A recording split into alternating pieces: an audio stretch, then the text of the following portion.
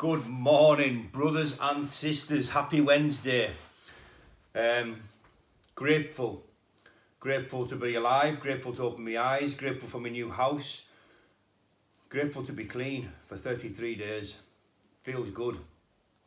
I'm going to read my just for today. Okie Goodwill is best exemplified in service. Proper service is doing the right thing for the right person. I've just been thinking about doing the right thing one. And I haven't read this. This is the first time I'm reading this morning. The spiritual core of our disease is self-centered. In dealing with others, the only motive our addiction taught us was selfishness. We wanted what we wanted when we wanted it. Obsession with self was rooted in the very ground of our lives. Recovery. How do we root self-obsession out? We reverse the effects of our disease by applying a very few simple spiritual principles. To counteract the self-centeredness of our addiction, we learn to apply the principle of goodwill. Man, I'm thinking about this stuff before I read this book this morning. Rather than seeking to serve only ourselves, we begin serving others. Rather than thinking only about what we can get out of a situation, we learn to think first of the welfare of others. When faced with a moral choice, we learn to stop, recall spiritual principles and act appropriately. As we begin doing the right thing for the right reasons, we can detect a change in ourselves.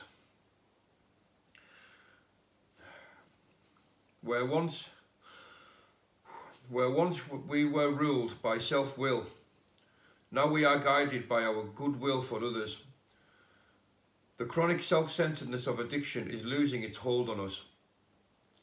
We are learning to practice these principles in all our affairs. We are living in our recovery, not our disease. Just for today, wherever I am, whatever I do, I will seek to serve others, not just myself. When faced with a dilemma, I will try to do the right thing for the right reason. I was just thinking about a lot of that stuff this morning before I read that book, and you know something, there isn't once I've picked that book up and it hasn't been talking about my thoughts of that morning or that day. It's magic, it's powerful, and I got myself nearly got myself a little bit upset there. Because selfishness, is something that, I feel was in my heart wrongly for a long time. I put myself and my addiction before others. I put it before my kids. I put it before my loved ones. I did. And it doesn't sit well with us at all. But I'm grateful. I can recognise those things. It feels good for once, almost looking at a person that I used to be and thinking, who was that? No, I didn't like that person. I didn't like that person at all. Now, I got sent something in the post yesterday. It was when I was cleaning my house out. The cross in my pocket. Now, this cross is going to stay in my pocket wherever I go. And it's going to remind me, not only that Jesus died for us, but it's going to remind me to do the right thing for the right reasons. Because anyone who knows us will tell you I have a temper. And, I can be volatile under threat. And I don't like that about myself. No,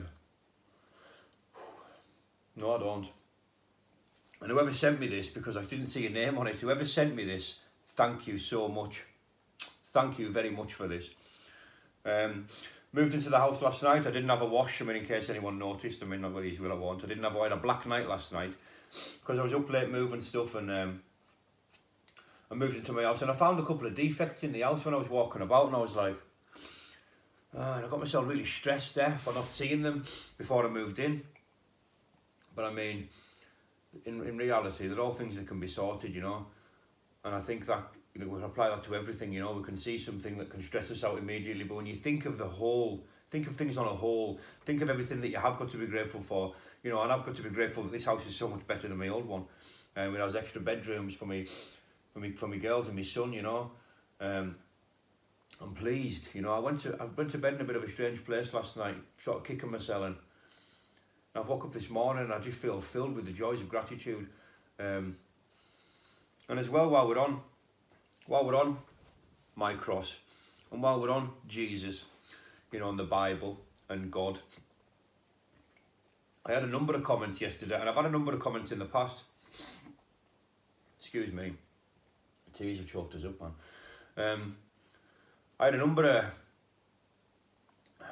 comments, you know, regarding what I should be saying, what I shouldn't be saying, you know.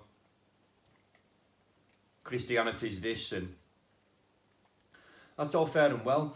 I have no problem saying that, you know, that I'm not this devout Christian, you know. I don't go to church. This is very, very new to me. You know, it's new. I've been reading the Bible for 5 weeks. I've been praying for 5 weeks. You know, I often find the Bible confusing. You know, I have to say that. But I draw so much from it. I draw so much from the readings, you know. And what do you do when something feels good? You always go back. So the Bible makes me feel good. Prayer makes me feel good. My belief in God makes me feel good. And right now, that's all I need. You know, I don't need to be doing what somebody else thinks I should be doing. I don't need to be doing that whatsoever. And I won't do that. I'll continue to do what makes me feel good. You know, it's working for me. It's working for my family. It's working for those around us. It's working for my entire life. Things are coming together because of my faith, my belief in God.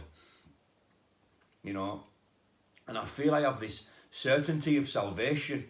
I can't help it. You know, it's making me feel like I'm really worth something. You know, for the first time in a long time, you know, I'm more than just somebody with a temper and a pair of balls. You know, I'm much, much more than that. Yes, I am. Right, that'll do for today.